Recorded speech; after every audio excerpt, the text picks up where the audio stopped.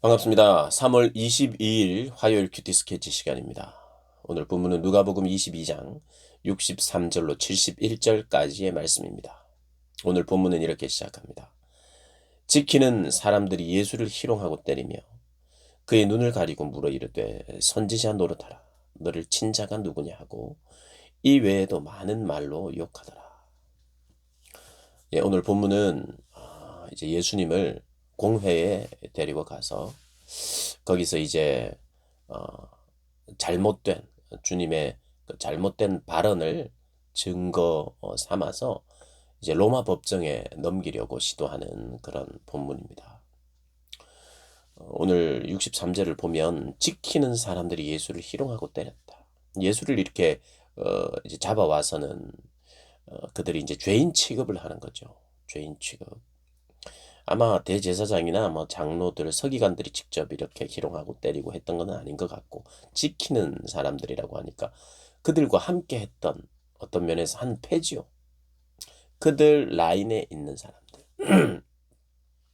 정치적 우위를 차지하고 있는 사람들의 편에 서 있는 그러한 자들 중에 지키는 자들.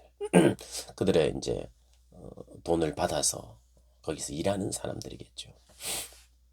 죄인들을 이제 함부로 다루는 그런 모습이 있었던 것 같아요. 희롱하고 때리고 욕하고 그렇게 합니다. 죄인 취급하고 있어요. 그리고 이제 66절을 보면 날이 새매 백성의 장로들 곧 대제사장들 서기관들이 예수님을 공회로 이제 끌고 가서 이게 사내들인 공회는요 유대인들의 그 의결 기관입니다. 의결 기관. 그래서 거기서 유대 사회에서 모든 이제 재판을 받는 곳이라고 생각하면 돼요. 거기서 결정하는 대로 다 되는 겁니다. 그런데 이제 사형과 같은 그러한 그 중요한 법을 판결할 권한은 로마에 있어요. 로마의 속국이니까. 그래서 이들이 여기에서 로마 법정에 세워 빌라도 총독에게 이제 데려가는 거죠. 그곳에서 사형을 받을 수밖에 없는 죄목을 이렇게 만들어서 이제 보내려고 하는 거예요. 그래서 그 죄목이 뭐냐 하면 정치범으로 만드는 겁니다. 로마를 반대하고 어, 로마를 뒤집어 엎을 어떤 정치적 군사력 세력의 주도 인물이 되면 바로 사형입니다.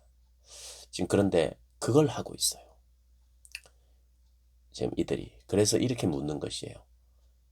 네가 정말 어, 로마 정권을 대항해 뭔가는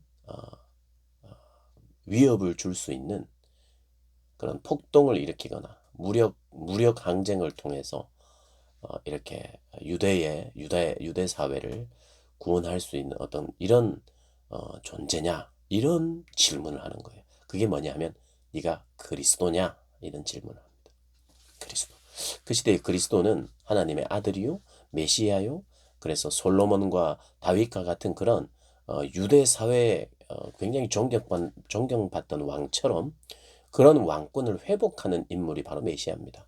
그리고 사실은 그들은 신앙적으로 그걸 기다렸던 사람이에요. 그것을 사모했던 사람입니다. 그리고 실제로 로마 법정 이런 걸 싫어하는 사람들이에요. 왜요?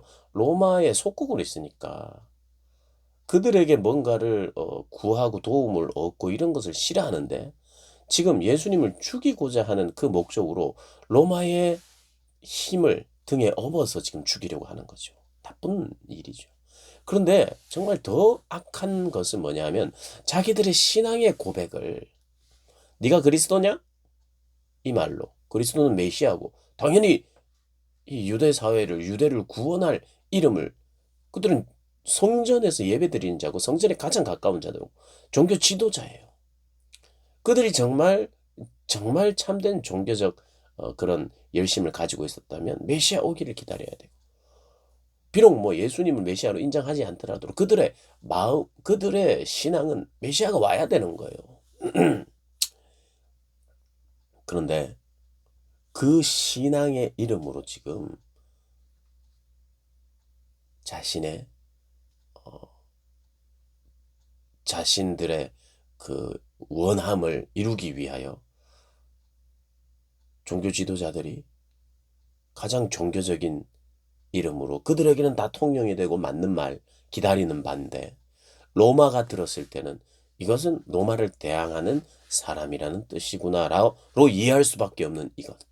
사실은 쉬쉬해야 되고 쉬쉬해줘야 되는 이런 상황에서 예수가 그리스도라고 했다. 예수가 하나님의 아들이라고 했다. 자기를 메시아라고 했다. 고로 정치적인 해방의 선봉에 설 사람이다. 자기 스스로 이야기했다. 고로 죽여야 된다. 지금 이걸 하고 있는 거예요. 이걸. 69절에 67절에 네가 그리스도냐? 이렇게 물어.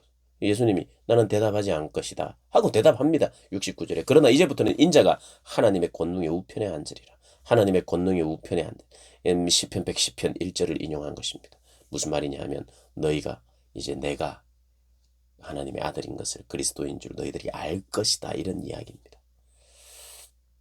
70절에 다 이르되 그러면 네가 하나님의 아들이냐?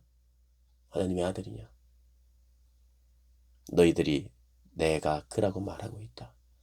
더 이상 이제 너에게 다른 증거를 찾을 필요가 없다. 그러면서 이제 총독에게 내려가는 거예요. 이것을 보면 얼마나 정치적으로 치밀하게 계획을 가지고 있으며 그것도 정말 야비하게 참 써서는 안 되는 방법으로 자신들의 신념 마치 이런 거예요. 예수 믿는 사람 있으면 그 사람은 죽어. 예수 믿으면 죽어. 예수 믿는 사람 있으면 죽어.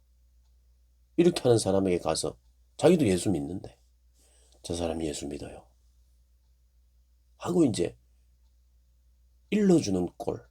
뭐 그가 똑같은 건 아니지만 그거 이상의 질 나쁜 참 메시아라는 이름으로 그들이 기다리고 사모하는 그 이름 가지고 그 진리와 신앙의 고백을 가지고 로마에 그걸 파는 거예요. 이런 악함이 누구에게 있었느냐?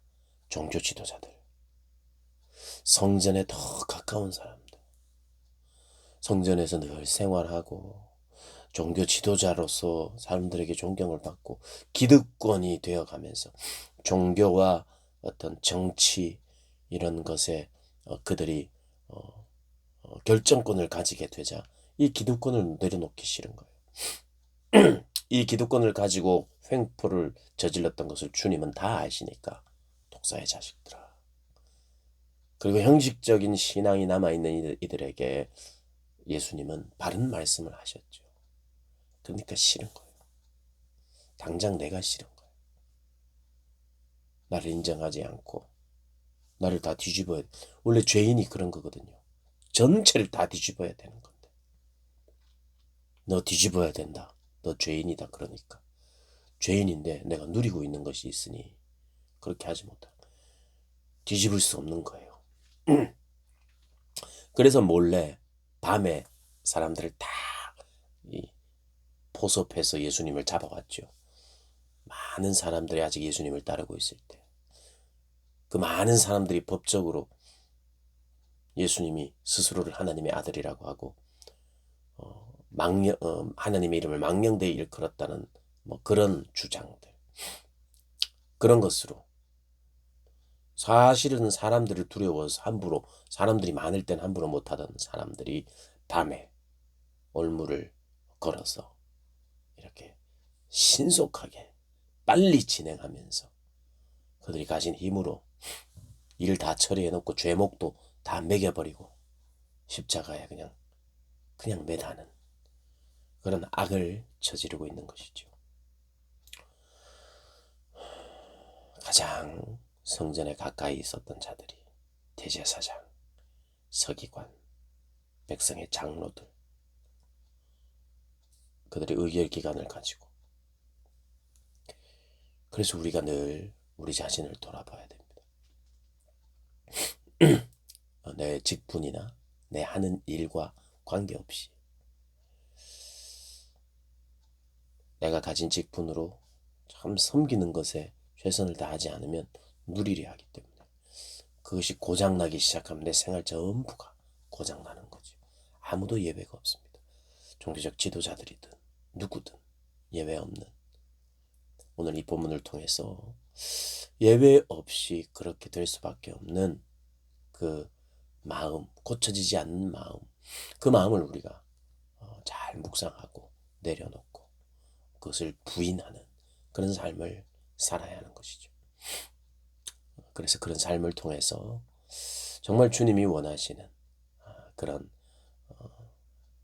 십자가를 따르는 그런 삶을 살아가시는 우리 모든 분들 되시기를 주님의 이름으로 축복합니다.